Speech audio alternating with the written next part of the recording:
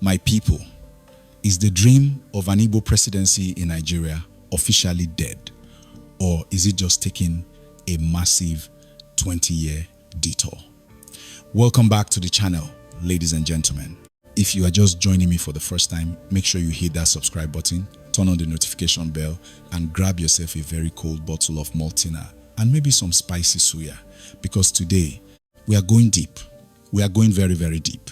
The political tectonic plates of this our great country, Nigeria, are shifting again, and the shock waves are scattering everything we thought we knew about the 2027 general elections. Today, we have a massive elephant in the room, and I am not going to sugarcoat it for you. We are looking at a statement that has set social media on fire. A statement that is causing serious times, GBOs times in WhatsApp groups from Lagos to Enugu and from Kano down to Port Harcourt. I want you to listen to me very carefully, because what I am about to share with you is heavy. Honorable Kasimu Maigari, a prominent member of the African Democratic Congress, the ADC National Legislators Forum, has dropped a bombshell following the recent shocking defection of the former Anambra State Governor, Mr. Peter Obi, to the NDC. Honorable Maigari looked at the political mathematics, looked at the current alliances, and declared with zero apologies that Peter Obi has just pushed the Igbos 20 years backwards from getting the presidency. He didn't stop there, my people. He boldly added that Peter Obi will absolutely not win the 2027 presidential election. Let that sink in for a minute. 20 years backwards. Now, before you go to the comment section and start typing in capital letters, before the obedience bring out their keyboards and the opposition starts jubilating, I want us to sit down and analyze this objectively. As your host, my job is to give you the facts, read the political tea leaves, and break down the grand chessboard of Nigerian politics. Let us ask ourselves the hard questions today. Is Honorable Maigari just playing cheap politics, or is there a bitter, hard truth hidden in his statement? What exactly does Peter Obi's defection mean for his massive support base, and how does this affect the geopolitical zoning arrangement that has been the unwritten rule of Nigerian politics since 1999? Let's rewind a little bit and look at the man, Peter Obi. In 2023, he did something nobody thought was possible in modern Nigerian politics. He took a relatively obscure party, the Labour Party, and turned it into a national tsunami.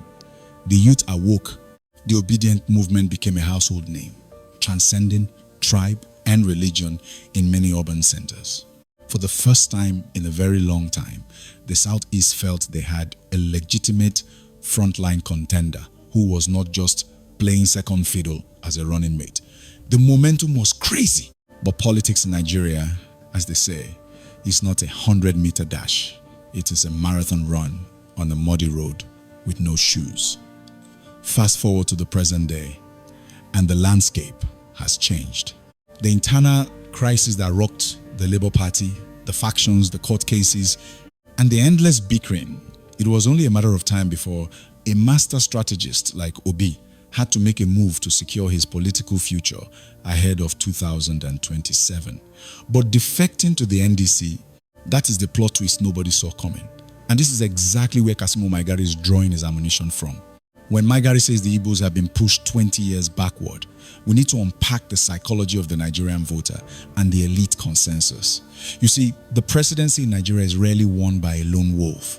It requires deep historical bridges built across the Niger, across the Benue, deep into the core north, and firmly rooted in the southwest. In 2023, Obi was accused of isolating the traditional political establishment. His critics argued that while he had the masses, he didn't have the governors, the senators, or the traditional power brokers. Now, by jumping ship again, the narrative that his opponents are trying to spin, and what Maigari is championing here, is that Obi is politically unstable. They are trying to paint a picture of a man who cannot build and sustain a political structure. Maigari's argument implies that by constantly moving, Obi is fragmenting the southern political capital, making it impossible for the Southeast to present a unified, heavily backed candidate that the North can trust and do business with. If you look at the history of the Southeast quest for the presidency, from the days of Alex Ekweme in 1999 to the various attempts by Rocha Sokorocha and others, the missing link has always been a solid, unbreakable alliance with either the core north or the southwest. But wait, let us pause and look at it from Peter Obi's perspective. Why would a man who commanded over 6 million official votes just a few years ago make such a drastic pivot? If you are enjoying this breakdown so far, please smash that like button so the YouTube algorithm can push this video to more Nigerians who need to hear the truth. Back to the matter. Obi's defection to the NDC might actually be a calculated survival mechanism. In Nigerian politics, a party is just a vehicle. If the engine of the Labour Party is knocking and the driver's seat is being contested by 3 different people holding fake documents, what do you expect a serious presidential hopeful to do? Do you stay in the sinking ship out of loyalty, or do you find a new vessel to cross the Red Sea of 2027? Obi likely saw that the ruling party is consolidating power, absorbing opposition figures, and preparing a massive war chest for 2027. To fight a sitting incumbent, you cannot be distracted by ward chairmen suspending national chairmen every Tuesday. But the risk, and this is a massive risk, is voter fatigue. How many times would the obedient family buy a new party uniform? How many times would they learn a new party logo? This is the vulnerability that Maigari and the ADC are exploiting. Let's talk about Kasimo Maigari himself and the ADC. Why is a chieftain of the African Democratic Congress so deeply invested in the political trajectory of Peter Obi and the Southeast? This is where the political chess gets fascinating. The ADC, like many other parties right now, is trying to position itself as the credible third force for 2027. They want to inherit the frustrated voters who are tired of the ruling party but are also losing faith in the traditional main opposition, the PDP. By attacking Obi, Maigari is essentially trying to demystify him. He is sending a message to the northern electorate and the southern elite that Obi is a sinking ship, saying he pushed the Igbos 20 years backwards is a strategic psychological operation. It is designed to create panic among Obi's core base. It is meant to make the Southeast political elite say, maybe we should abandon this Obi project and negotiate a vice presidential slot with someone else. It is a classic Nigerian political tactic: divide, demoralize, and conquer. But is Maigari right about the 2027 prediction? Will Peter Obi definitely lose? Let us look at the reality on the ground. Incumbency in Africa, and specifically in Nigeria, is a mammoth. To unseat a sitting president, you need an opposition that is 100% united. We saw it in 2015 when the ACN, CPC, ANPP, and a faction of ABGA merged to form the APC. That was the only time an incumbent was defeated. Right now, the opposition is singing in 5 different languages. Atiku Abubakar is still hovering around, likely plotting his final move. Rabiu Kwankwaso is still holding the keys to Kano, and now Peter Obi is trying to build a new house in the NDC. If they all run separately in 2027, Kasimo Maigari might as well be a prophet, because a divided opposition is an automatic victory for the ruling party. The math simply does not favor a fragmented opposition. If Obi cannot convince Atiku and Kwankwaso to step down and form a mega alliance behind him, the 2027 election might be decided before the first ballot is cast. However, telling a whole geopolitical zone that they have been pushed back 2 decades is quite dramatic. The Igbo presidency agitation is bigger than one man. It is a quest for equity, inclusion, and a sense of true belonging in the Nigerian project.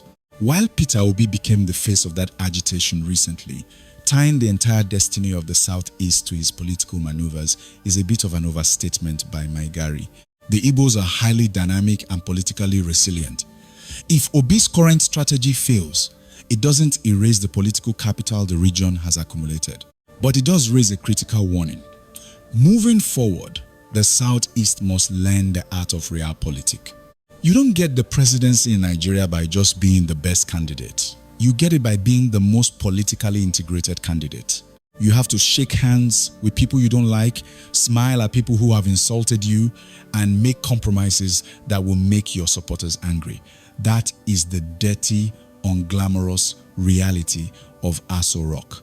So, what should the obedience do now? Do they follow him to the NDC? Do they stay back?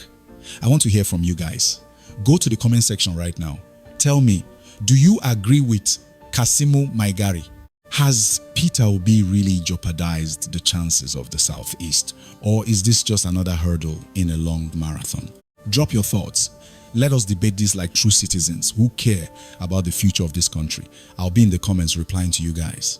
And remember, in politics, a week is a long time, not to talk of the months leading up to 2027. We will keep tracking this story, analyzing every move, every defection, and every statement. Until next time, keep your eyes open, stay engaged, and God bless the Federal Republic of Nigeria. What do you think of this angle? I know keeping up with the twists and turns of Nigerian politics can be dizzying, but exploring the strategic maneuvering, like how party defection is perceived by rival factions, always makes for a great discussion. Let me know if you want to explore any specific part of this political scenario further